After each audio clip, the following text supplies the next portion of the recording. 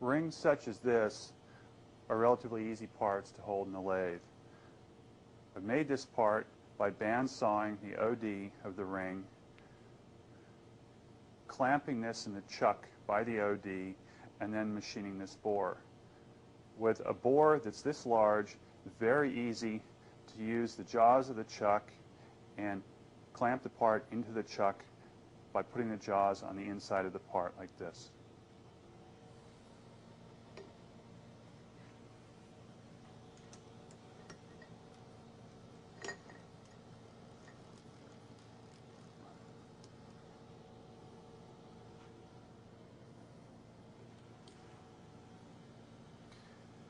This part is now very firmly held in the chuck.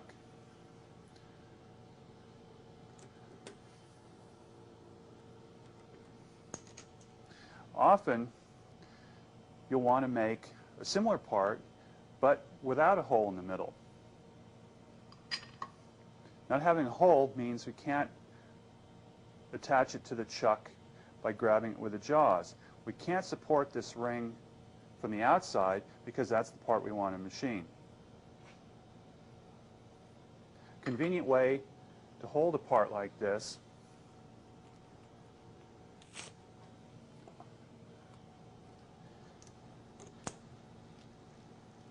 is with the use of double-sided tape and a live center.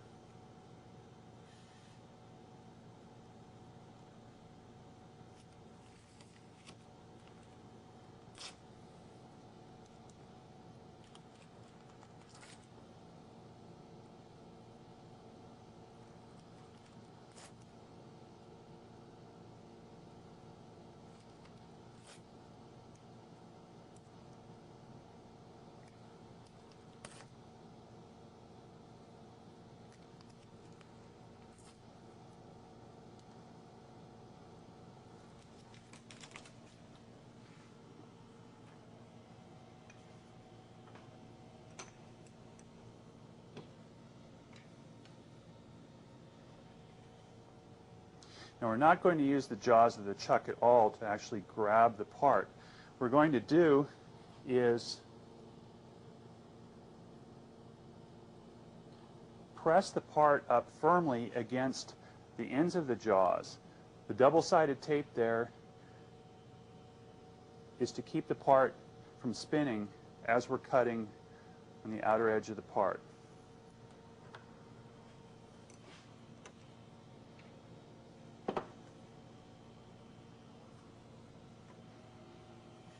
Now if you look closely, I have a center punch mark here.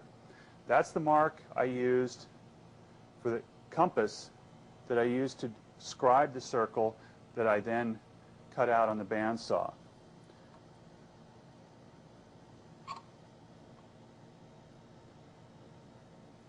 If I put the end of the live center in that center punch mark,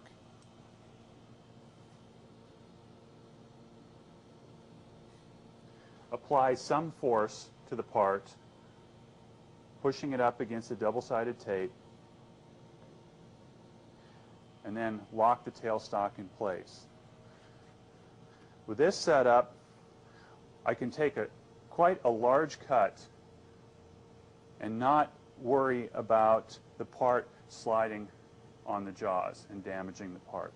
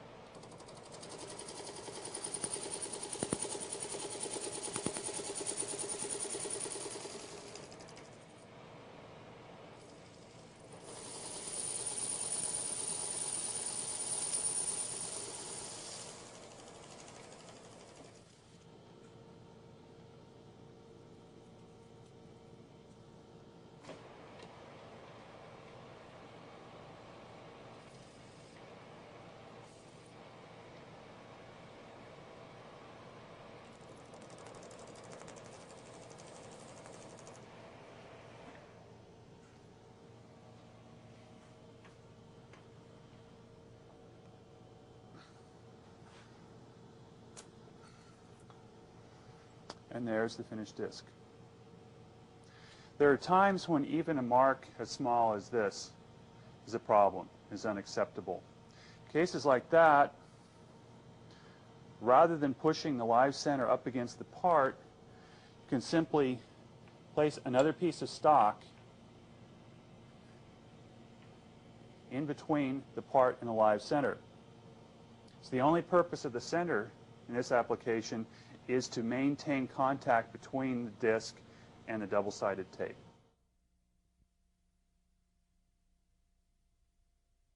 These are lathe arbors.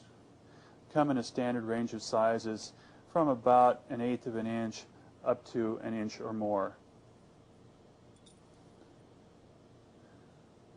What looks like a straight shaft actually has a very slight taper to it.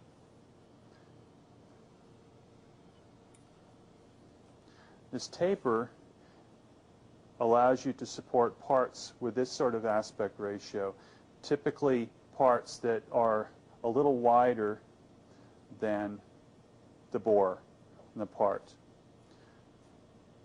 This taper starts a few thousandths of an inch under the nominal size. In particular, the nominal size of this arbor is 5/8 of an inch. So one end of it is a little under 5/8 of an inch, the other end is a little over. Take any part that has a 5/8 nominal bore and press it on to the lathe arbor with an arbor press. This assembly can then very easily be installed in the lathe chuck.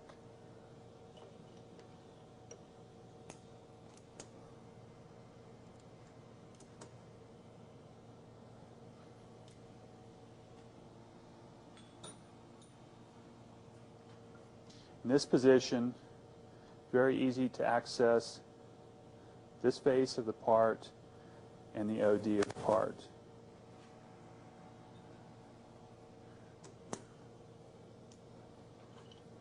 There are times when you'll want to be able to get access to the back side of the part as well. In particular, there are times when you want to make very sure that these two faces are parallel. You can do that by extending the arbor out of the chuck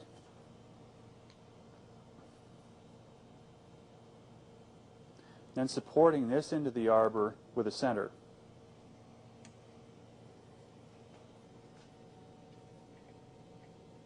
Now you have access to all three sides of the part.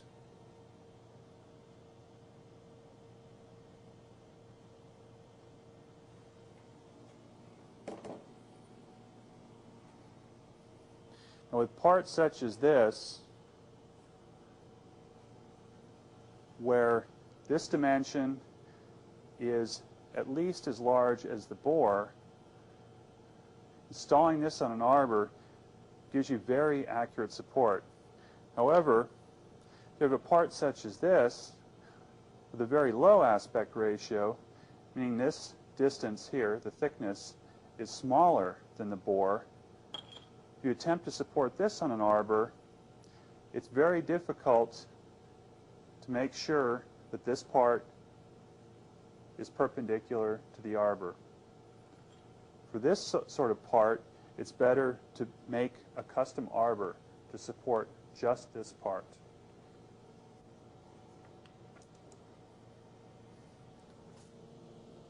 A custom arbor usually starts with a piece of bar stock like this.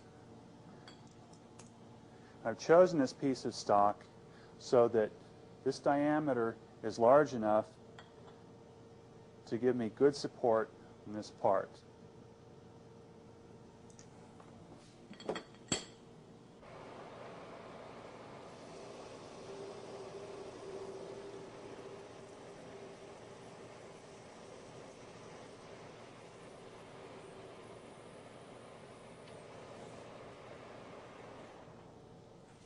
Now I begin by facing the part.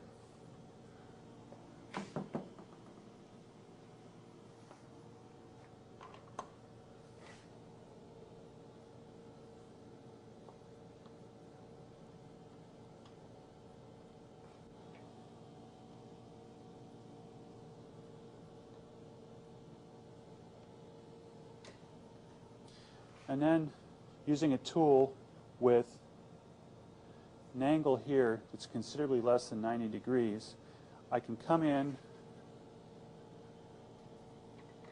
from the OD of the part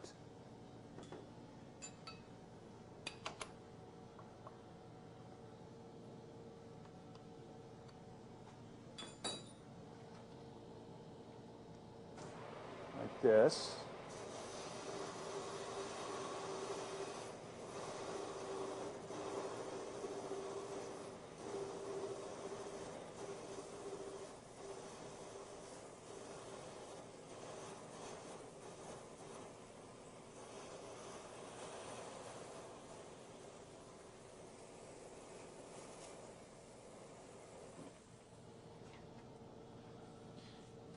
And machine a shoulder.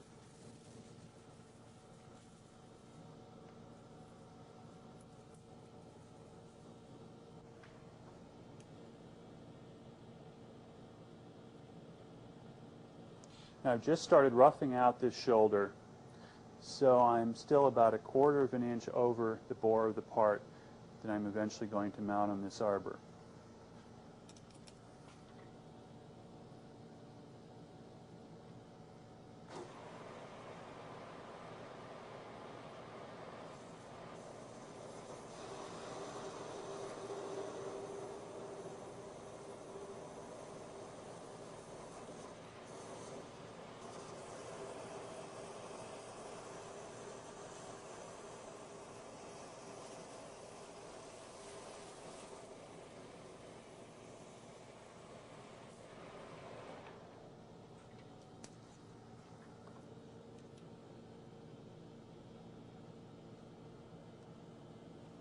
I'm now about 12 thousandths of an inch over the desired 1/2 inch bore.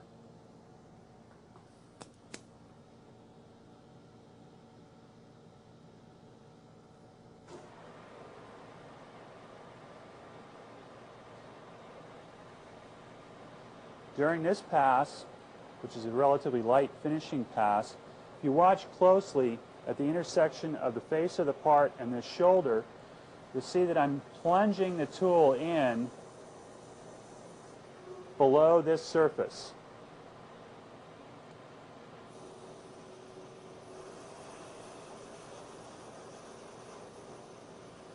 And then taking off the remaining 12 thousandths of an inch.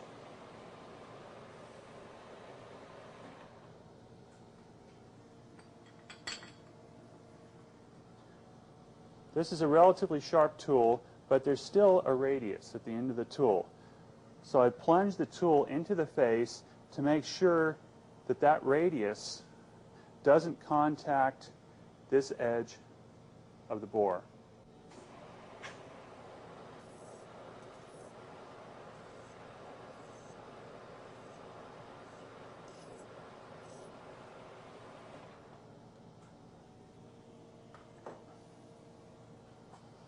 This completes the precision part of the arbor.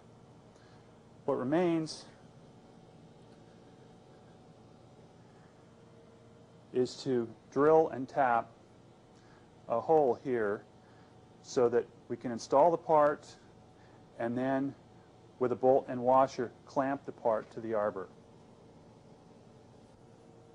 Here's the completed arbor with the threaded hole in the center.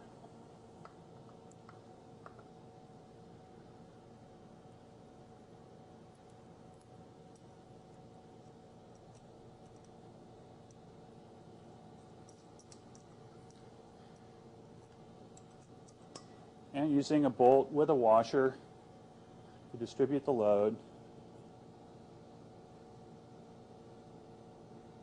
Lock the part in place on the arbor.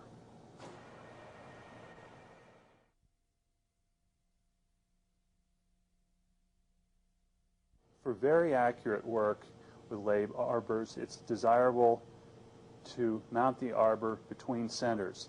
So rather than using a center at this end and a chuck or a collet in the headstock, we'll use centers at both ends.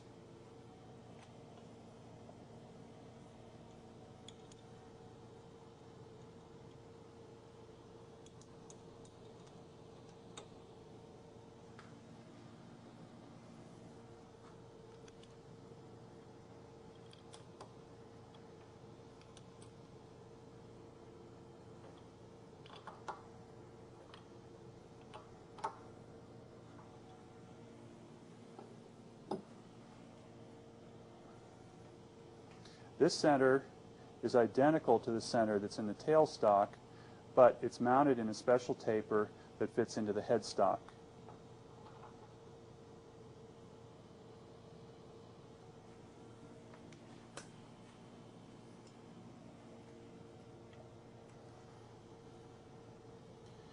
Now the arbor can be mounted between these two centers.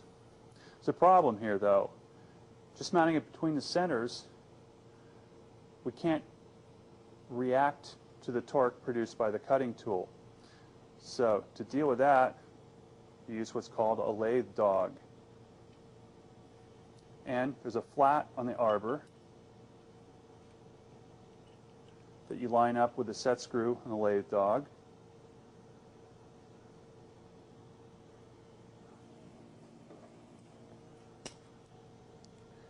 Tighten the dog in place.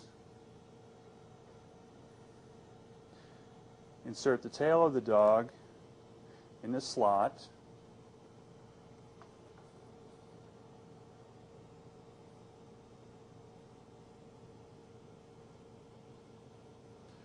Bring the center that's mounted in the tailstock into contact with the arbor. Lock the tailstock down and apply a little bit of force between the taper here and the arbor. Remember here that this is a dead center, unlike its counterpart, the live center, which has bearings in it, allows the center to turn freely. This is just a solid piece of steel. So if you apply too much force between this center and the arbor, you do damage to both of these parts.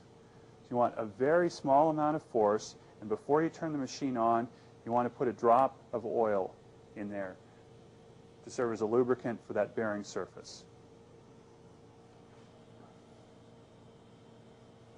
And with this setup, you can proceed to machine very accurately both sides and the OD of a part.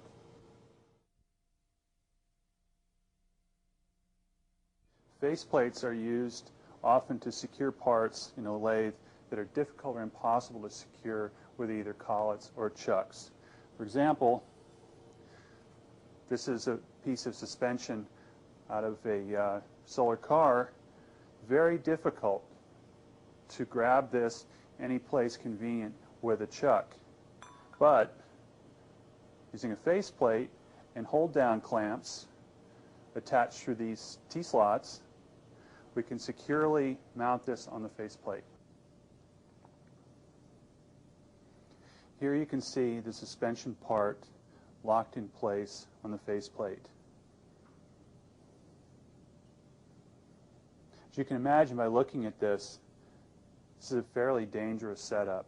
You should take great care in making sure that the part is held securely and that the cuts you take don't produce forces large enough to move the part around. You can see these hold-down clamps here are exactly the same type of clamp that's also used on the milling machine to hold parts down to the bed. Now in this setup, what I'm going to do is come inside here and machine a snap ring groove to retain a bearing. Many of the operations that were formerly done on a faceplate are now done in a milling machine using a boring head. For example, the bore here for the bearing 30, 40 years ago would have been done in a setup like this. Now, many of these operations are done simply by clamping a part like this stationary onto the bed of a milling machine, and then this type of feature is made with a boring head. A boring head cannot, however, make a feature like a snap ring groove or an O-ring groove, and that's why I'm using this setup here.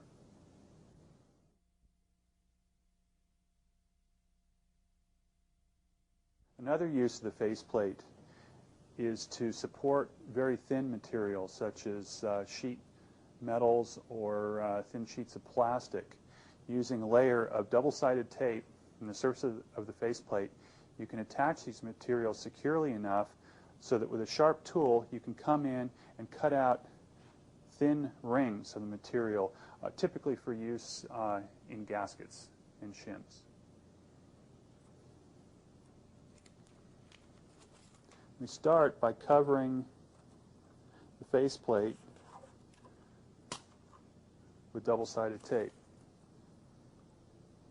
The spacing here isn't all that critical unless the material that you're supporting here is very, very thin. So this sort of spacing, you'd be fine until you were trying to support a material that was 2 or 3/1000ths of an inch thick.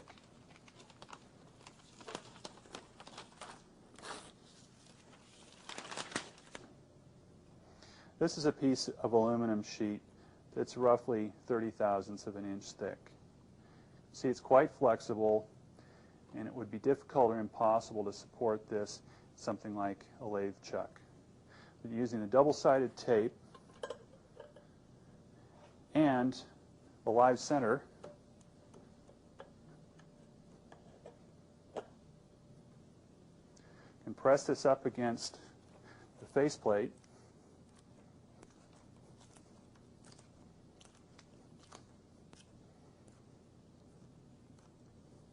and attaches securely to the faceplate with a double-sided tape. Now, if you watch closely here at the live center, I'm going to drive the live center quite a ways into this piece of sheet metal. Now, I'm not doing this to press it up harder against the double-sided tape. What I'm doing here is putting it in far enough so that in case the metal starts slipping relative to the tape, this disc, which is about the same size as something like a saw blade and running just about as fast, will not come flying out of the machine, but rather will be restrained by the live center. Before you start machining a part like this that is attached so closely to the surface of the faceplate, and make sure that you set the depth of the tool so that as you cut through this, you don't also cut into the faceplate. There, you can hear now the tools come into contact with the double-sided tape.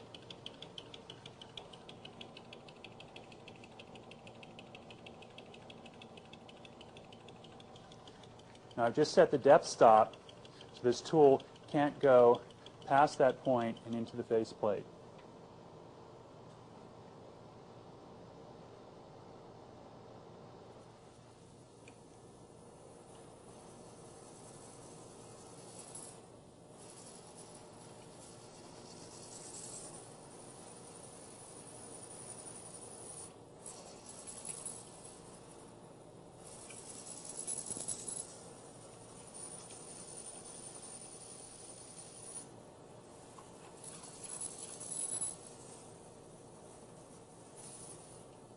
I'm taking very light cuts here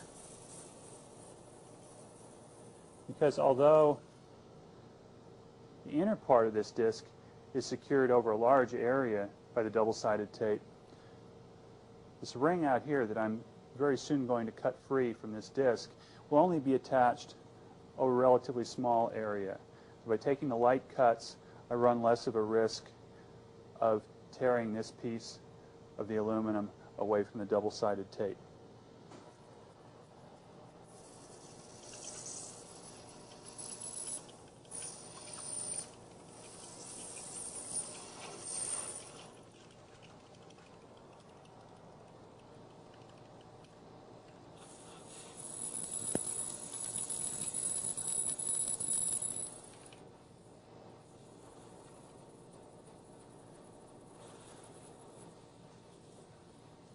Okay.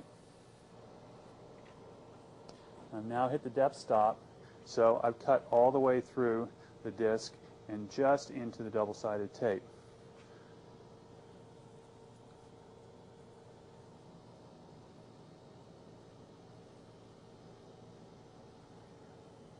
You can now move the tool in and start to make another cut.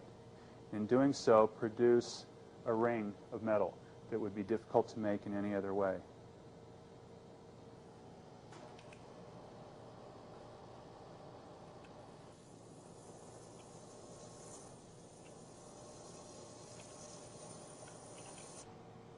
I have now completed both of these cuts. I'm back off the live center.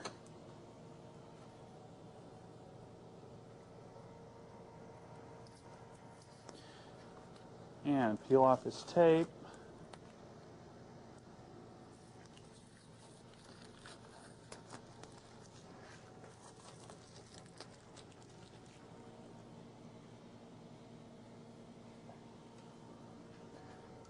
And with a little bit of prying, should be able to free up the part.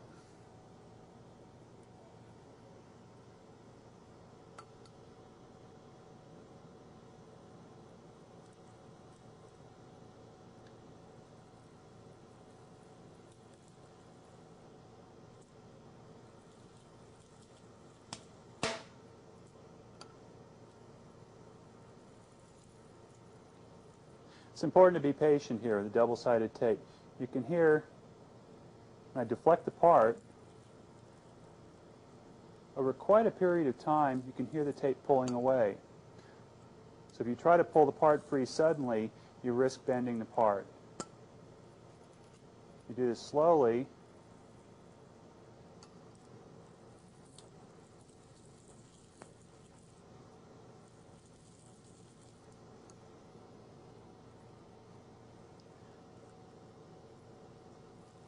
be able to free the part up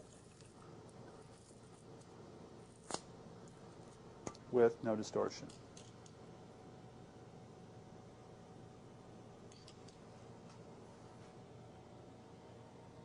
Now, this is a useful technique whether you're making rings like this, use as spacers or gaskets or shims, something like that, or whether you want just the center part, a disc like this.